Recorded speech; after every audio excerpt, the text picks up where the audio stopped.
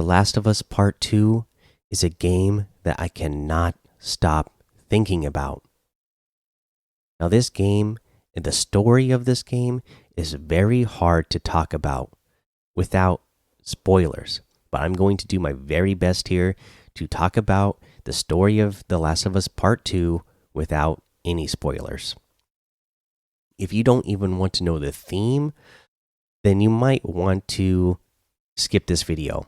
I myself was able to avoid all spoilers. I watched the original announced trailer, 4 years ago, and then I didn't even get the game until 6 months after its original release date. And during that entire time, I was able to avoid spoilers, even with people playing the game and putting out reviews. I did not know what the game was about at all. Once I heard the announcement of The Last of Us Part 2, I avoided anything because I didn't want to know any. I just wanted to jump straight into the story.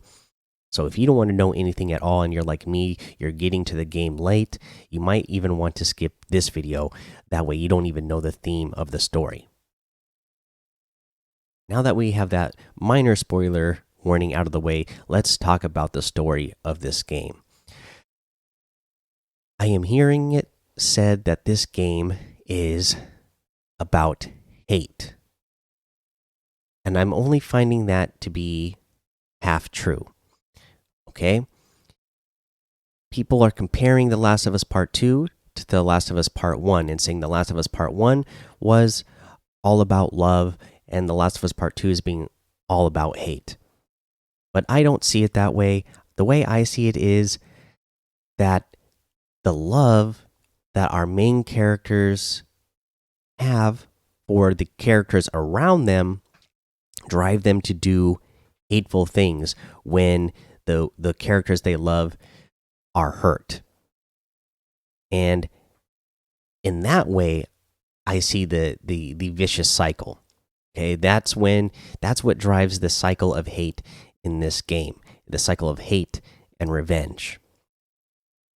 But it does not come without love, and there are plenty of scenes in this game that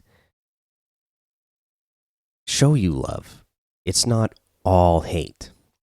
And these scenes will make you understand why the characters hurt so bad about the loved ones that are hurt, their loved ones that got hurt, and why they would be so hateful towards the people who hurt their loved ones.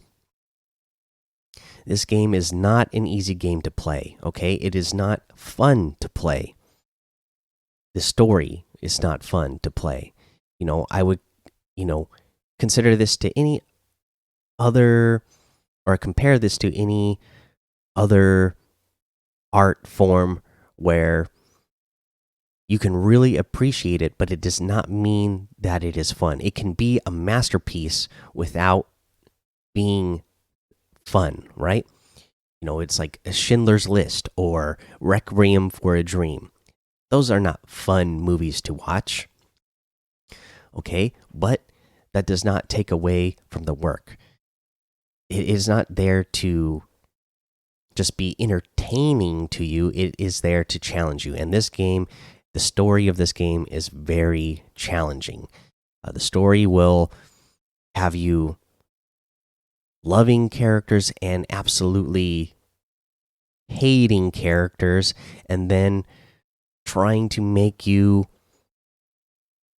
understand what the characters' reasons are for doing the things that made you hate them in the first place, which can be a very hard thing.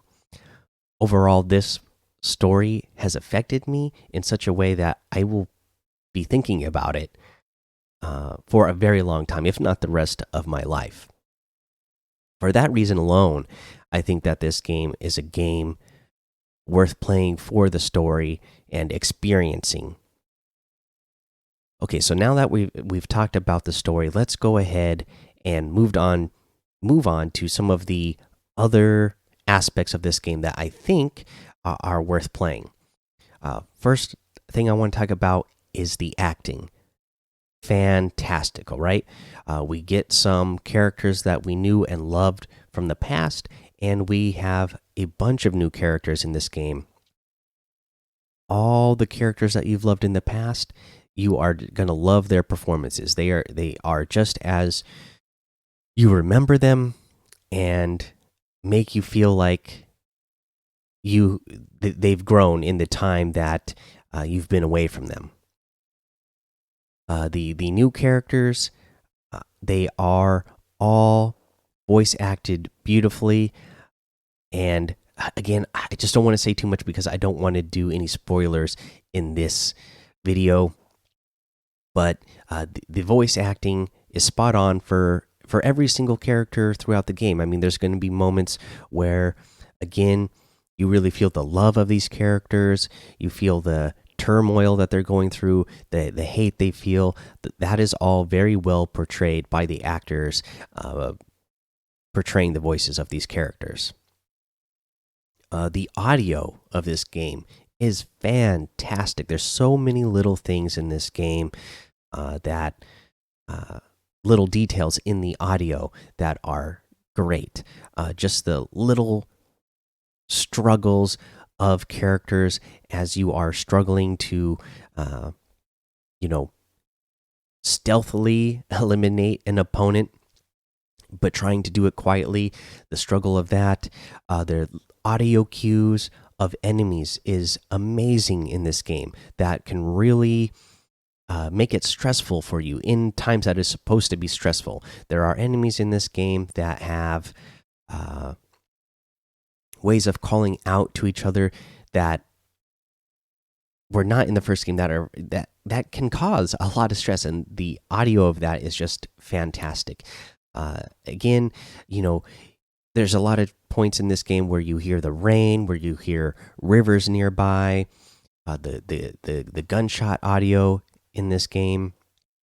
It's all great. The reloading sounds, the sounds when you're at just like in the first game when you're at a workbench working on your weapons with tools, that all sounds great. It's all really great audio work in here. The graphics of this game, oh my gosh, I cannot believe it. This is coming at the end of the PlayStation 4 cycle, so they really took full advantage of making this game look fantastic. The lighting is great, all the textures, the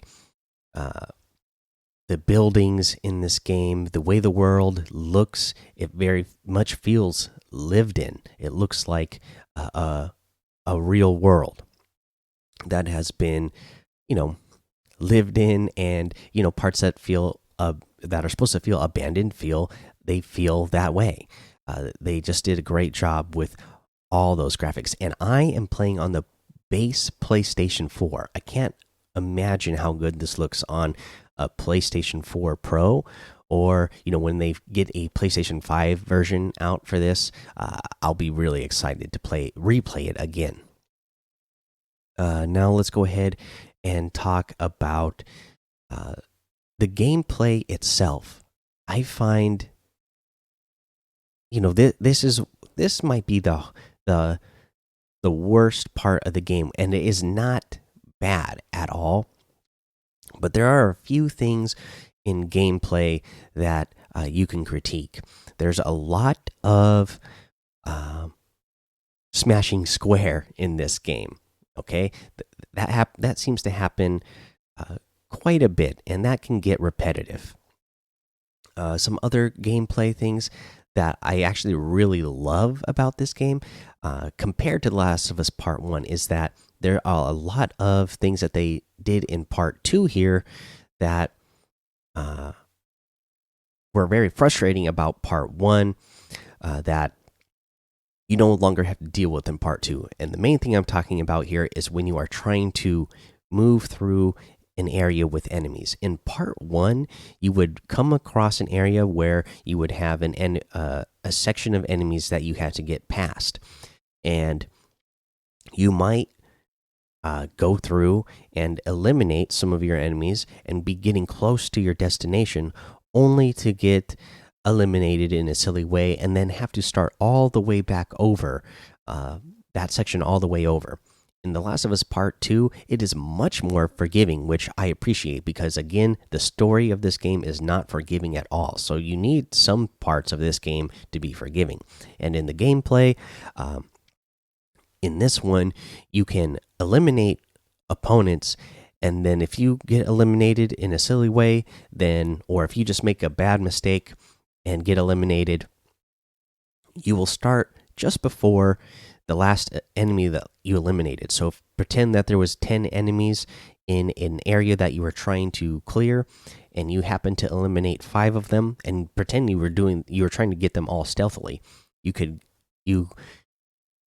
eliminate 5 of them, and then if you messed up and then got eliminated right after that, where you would start was right after you eliminated the 5th person that you eliminated in that room. So you don't have to do it all over again, and that was really appreciated. You know, I really love that they added a jump button into this game. I feel like that was definitely missing from part 1. It's not a huge thing, but it did make a difference for me just to have that. I love being able to use your weapons in a crouched or a prone position, and again, the way when you're in a crouched or prone position using your weapons, how that affects the gameplay. That was something I really appreciated about the gameplay. There are some sections in this game that feel long. That is one other thing I can be critical about, is that there are times where you are just ready to get to the next part of the story, and you might come along a long section of having to